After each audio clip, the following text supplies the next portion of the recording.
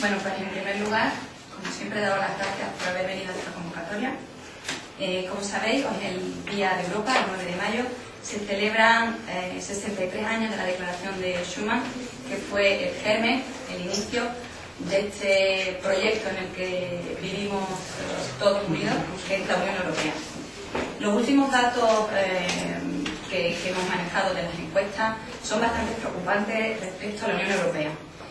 Han mostrado un aumento del desinterés por la Unión Europea, del desapego por sus instituciones y de un aumento preocupante de los euroescépticos y pues, de movimientos antieuropeístas y de corte fascista.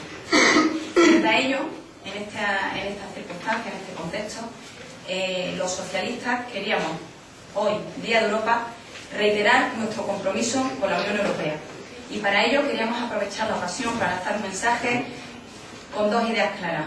Una, el mensaje hacia los ciudadanos para aumentar la confianza de la Unión Europea, y un mensaje para desargumentar esta imagen negativa. Creemos firmemente que necesitamos más Europa, y no solo más Europa, sino otra Europa, que otra Europa es posible. Porque tenemos que hablar que en la Unión Europea los responsables de estas decisiones y de estas circunstancias no es Bruselas, no es un fantasma, no es un ente, hay que darle nombre y apellido.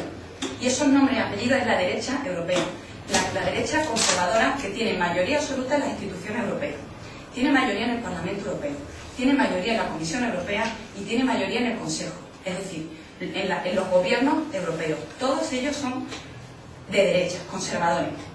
Son ellos los que están anteponiendo los intereses de la banca frente a los intereses de los ciudadanos. Son ellos los que han dicho no a planes como el que acaba de presentar y proponer Rubalcaba para fomentar el empleo en países con crisis como en España. Son ellos los que están proponiendo recortes presupuestarios tremendos y son ellos los defensores de una austeridad a ultranza sin ir acompañado de políticas de crecimiento y de fomento del empleo. Por lo tanto, no es culpa de la Unión Europea. Es culpa de la derecha conservadora que nos gobierna. Desde el PSOE estamos lanzando hoy en toda España distintas actividades, insisto, con la idea de lanzar el mensaje de que existe otro camino, existe otra salida a la crisis. Y por ello el PSOE de Ceuta y la Secretaría de la que yo soy responsable, la Secretaría de la Unión Europea, hemos lanzado esta tarde la iniciativa de organizar una charla sobre Europa, retos, desafíos y carencias, con dos invitados de excepción, que a continuación hablarán, Andrés Perello y Eider García. Y en el contexto concreto de Ceuta, quería también aprovechar la ocasión para anunciaros que en el próximo pleno vamos a hacer una propuesta al gobierno del señor Rivas para que para el año que viene haga todo lo posible para lanzar un proyecto, una iniciativa de fomentar el Día de Europa y los valores de la ciudadanía europea en los colegios. Vamos a ver cuáles son las distintas fórmulas, pero una de ellas podría ser presentar una serie de enmiendas en la guía educativa Ceuta te enseña. Y sin más, pues os dejo con los eurodiputados, que creo que son los que tienen hoy mayor interés para vosotros. Muchas gracias. Andrés. Perdona, ahí. Bueno, pues muchas gracias a todos por estar aquí y especialmente al PSOE de Ceuta, evidentemente, por invitarnos a Andrés y a mí a compartir este Día de Europa en Ceuta, y gracias a Izaskun por haber organizado todos estos actos. Ella estaba explicando al principio que las últimas encuestas y los últimos datos demuestran que está habiendo cada vez más un desinterés y un desapego con Europa, y de verdad que resulta paradójico cuando cada vez estamos viendo lo importante que es Europa y lo importante que son la toma de decisiones que se están dando en Europa. Y es verdad que hay un cierto desinterés, pero también hay que mirar todo esto con un poco de perspectiva. Si hace 63 años o hace 70 años, antes de ese tratado, hubiéramos pensado que Europa iba a ser lo que es hoy en día, con los matices que está teniendo, nos hubieran llamado locos. De hecho, esa gente que pensó en esta Europa que tenemos, les llamaron locos. Pero ese sueño se ha ido haciendo realidad. aunque es un sueño inacabado y tenemos que seguir trabajando, porque este sueño está girando en estos momentos y si no lo impedimos se puede convertir en una pesadilla. Y por eso los socialistas europeos y los socialistas españoles estamos trabajando para seguir construyendo esa Europa en otra dirección en la que se está construyendo en estos momentos. Sabemos que en Europa está abierto en estos momentos esta ola de austeridad, esta austeridad a ultranza, y desde luego en los presupuestos europeos, de la que yo soy responsable en el Parlamento Europeo, no nos estamos librando de esta idea de la derecha de que lo que hay que hacer es recortar para salir de la crisis. Y desde luego los socialistas europeos y los socialistas españoles estamos absolutamente en contra. No nos van a tener a su lado para recortar el presupuesto europeo. Por una razón muy sencilla. Primero, porque no es bueno para Europa. Porque estamos viendo que estos 5 años de austeridad nos están llevando a más déficit, a más paro y a más crisis. Y nosotros creemos que desde el presupuesto europeo, con un incremento del presupuesto europeo y con mayor inversión, se puede dar la vuelta a esta situación. No es bueno para Europa porque no es bueno recortar en investigación, en desarrollo, en innovación, en políticas de cohesión, ni en las becas Erasmus. No puede ser nunca bueno un recorte en esas políticas. No es bueno para España. Y el gobierno del señor Rajoy está de acuerdo con la propuesta del Consejo de recorte de los presupuestos europeos. Hemos perdido un 30% de fondos de cohesión. Y la garantía juvenil europea, que era una esperanza para España y para ayudar a los jóvenes parados, es una ridiculez. Sale a 60 euros por joven y por año parado. Con eso no vamos a solucionar el paro juvenil en España. Y desde luego no es bueno ni para Europa, ni para España, ni tampoco para Ceuta. Porque Ceuta obtiene menos dinero en estas perspectivas financieras 2014-2020 que el actual dinero que tiene ahora.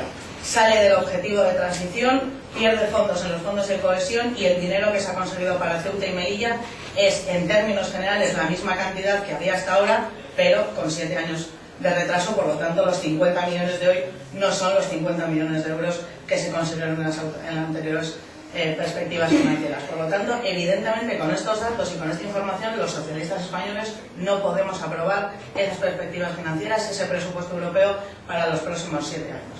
Así que quería, hablando del presupuesto, ahora le vamos a dejar a Andrés Perello que os cuente otras cosas y estamos aquí para lo que queráis. Pero sí voy a contarles un poco de presupuesto.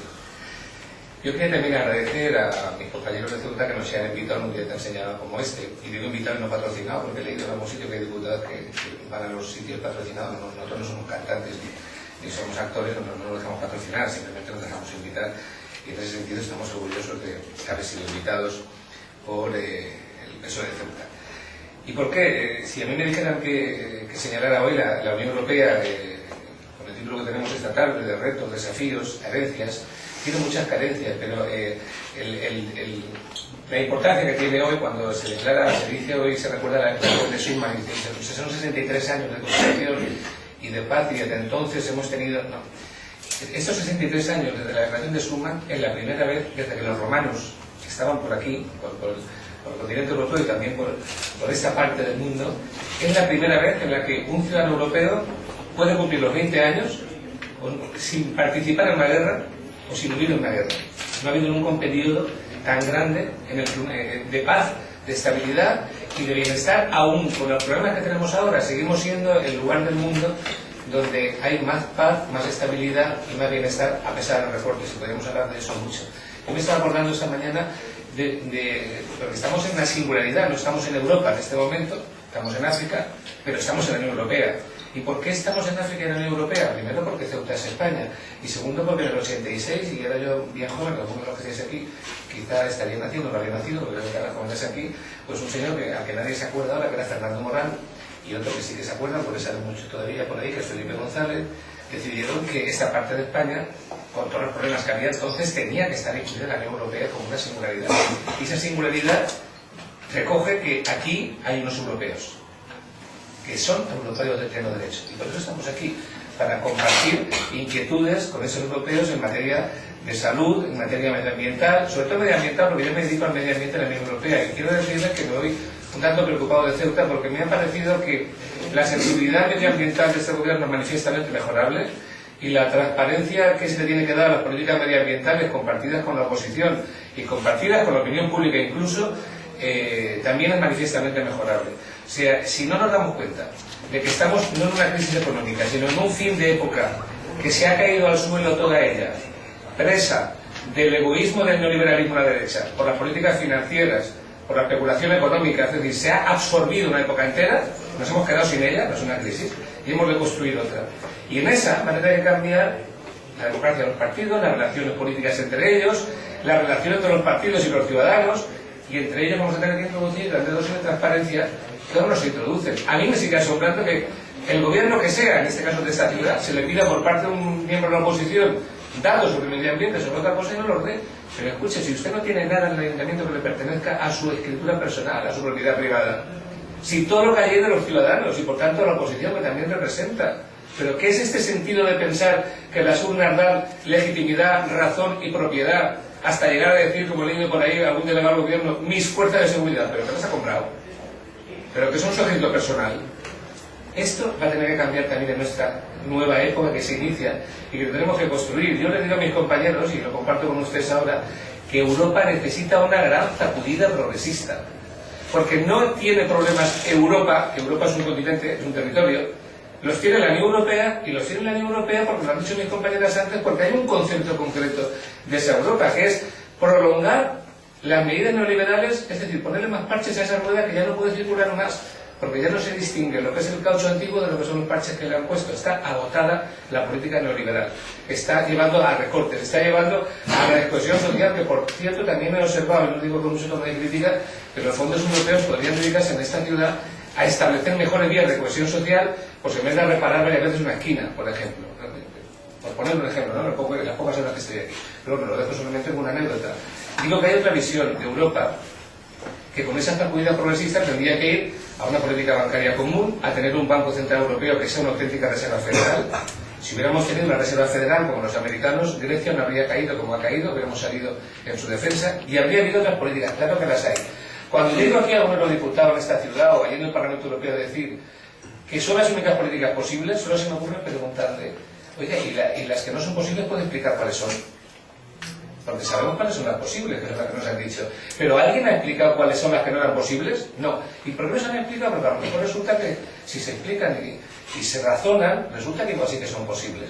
Lo que no puede ser es que estemos quitando dinero a la circulación, no dando crédito a las empresas, no dando crédito a las familias, lanzando gente al paro, que la vez no puede consumir, como no puede consumir lo fabricamos, insistiendo en eso, cuando les quiero decir una cosa, y quizá no lo había, no sé si lo he dicho públicamente, un día en un pleno lo estuve insinuando, la Troika Europea tiene informes de ella misma, en la que se demuestra a sí misma que su política de recorte y austeridad ha sido contraproducente y está perjudicando.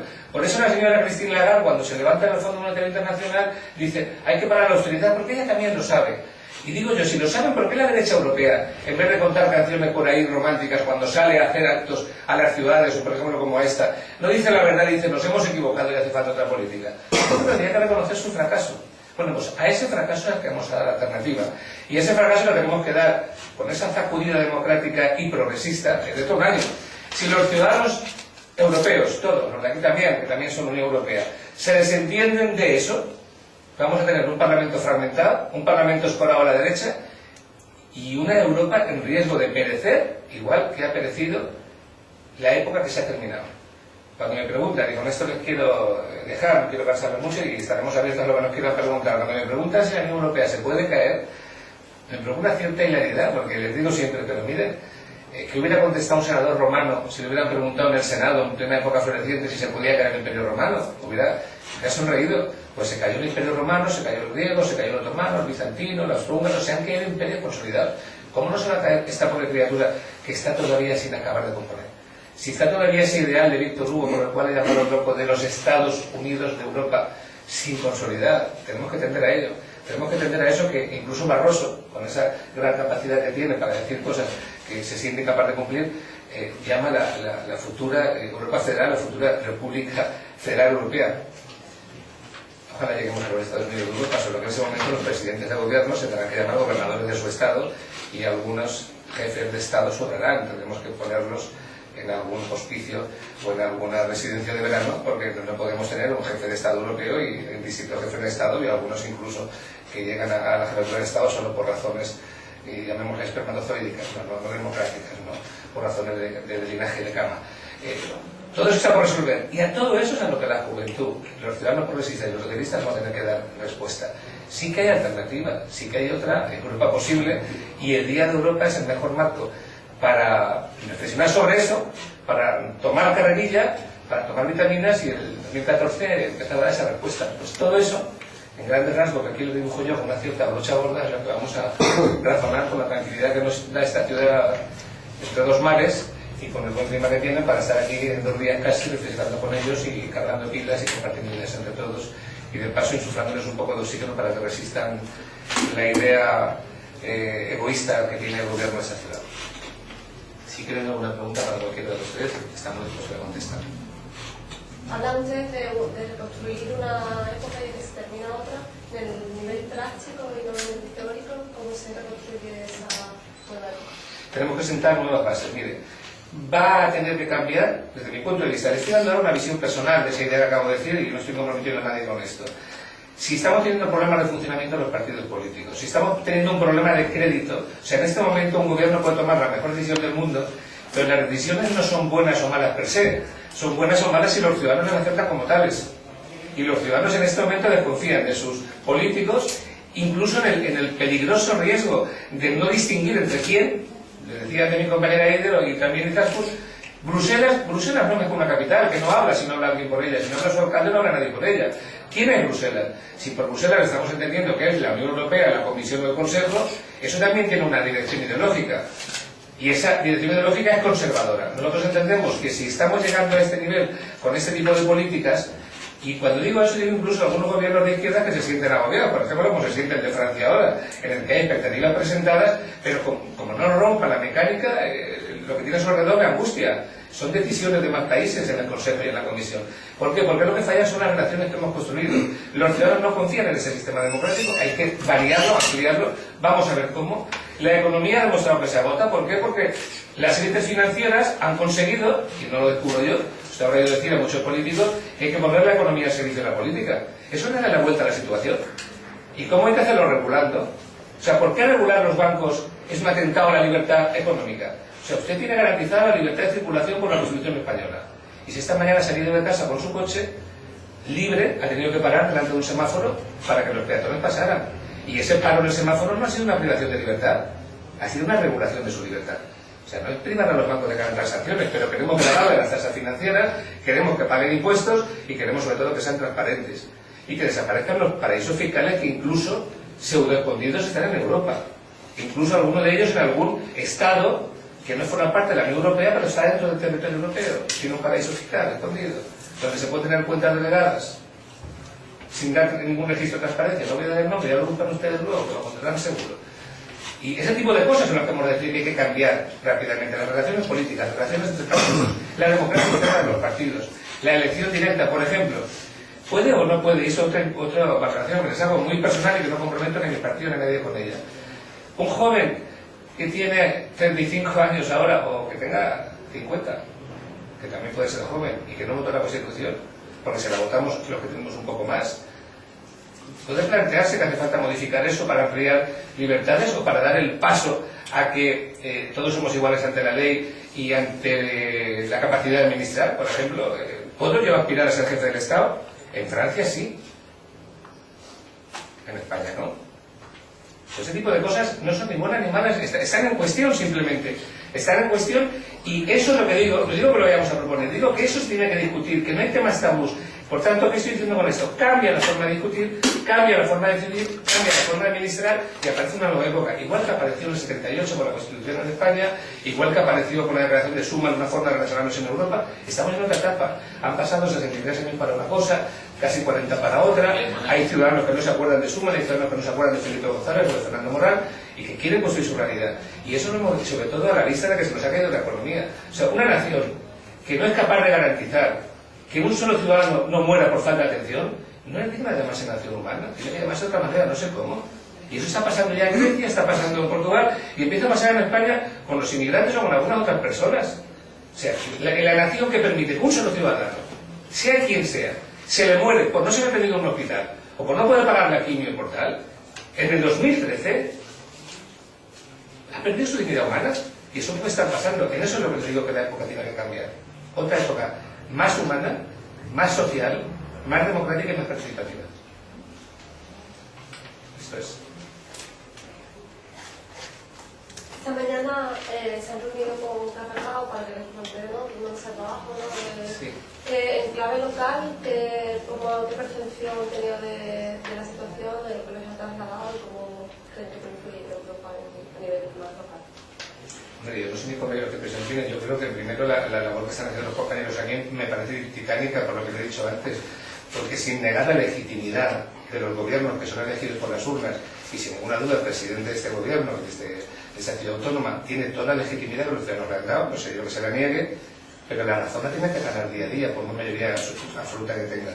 Y hay elementos que no se sostienen, por ejemplo, la falta de transparencia a la hora de ofrecer datos cuando se los pide la oposición, en las carencias en políticas medioambientales, en las políticas de cohesión social, y lo que les hemos dicho es que nosotros vamos a dirigir toda nuestra acción en la Unión Europea para que todo aquello que ellos hagan encaminado a esa nueva etapa que queremos abrir, donde las personas se ponen por encima de los intereses financieros, cuenten con nosotros. Y por toda esa etapa en la que los fondos de cohesión son de cohesión y no para otro tipo de historias más lúdicas en ese sentido, o incluso menos optimizadas, las obras que se hacen y se vuelvan a hacer, que cuenten con nosotros para exigir transparencia, para exigir rentabilidad de los fondos y para exigir la defensa de esta singularidad europea dentro del continente al que no pertenecen, pero sí en la unión política a la que pertenecen. Para nosotros, mientras Ceuta sea Ceuta, será el sur de la Unión. Y no solo el sur de la Unión, el sur de la Unión con una puerta de entrada a la Unión Europea, nada menos. Es que la frontera de Ceuta no es la frontera de una ciudad, es la frontera de un continente de 500 millones de habitantes. O sea, aquí a veces me dicen los compañeros, es que la frontera que tenemos, no tenéis la frontera vosotros con un país del continente africano. Esa puerta por la que vosotros entráis es la puerta de entrada y salida también de 500 millones de habitantes aquí. O sea, es una puerta de entrada a la Unión Europea, por lo tanto, la ciudad no se tiene que considerar solo en su tamaño, sino también en su importancia geoestratégica y geopolítica, lo que es la Unión. Y la Unión tiene que mirar a esta ciudad como una ciudad de las más importantes de Europa por su ubicación. En este caso de la Unión Europea, yo mismo cometo el error de concepto, no de Europa, ya sé que no es Europa, pero que sea Unión Europea. La Unión Europea tiene que mirar aquí, y siempre que intervenimos decimos, cuando hablamos de España, el sur de la Unión, y cuando decimos el sur de la Unión, decimos, y en el sur de la Unión tenemos dos puertas abiertas a otro continente. Y en eso nos van a encontrar nuestros compañeros, porque no hace falta que nos busquen, estamos con ellos, o ellos han buscado porque quieren compartir físicamente con nosotros el territorio y las preocupaciones, pero nos tienen siempre. Y además tenéis una europea ceutí allí con nosotros a diario trabajando, que nunca mejor el cargo que le dieron, ¿no?, de secretaria de Relaciones con Europa, porque es una de las ciudadanas de Ceuta más formadas e informadas sobre lo que pasa en Europa. Vive allí a diario, en el corazón de la Unión. Si me permite. Sí, claro. En la clave ceutí en la Unión Europea, yo creo que una vez que da más en relevancia la coherencia y la consistencia y la visión europeísta que tenemos los socialistas en esta clave de Ceuta y la Unión Europea. Es decir, tanto a nivel local, como a nivel nacional, como a nivel europeo, en el Congreso, en el Parlamento Europeo y aquí en nuestra ciudad, tenemos una línea clara en la que trabajar en Europa, en la que trabajar nuestros valores, en la que con propuestas concretas, con medidas concretas, lo acabo de anunciar, en el Pleno vamos a proponer que se fomente el Día de Europa en los colegios, que vemos que es una carencia importante, porque los alumnos en la educación hay que poner los pilares de este concepto, de esta ciudadanía.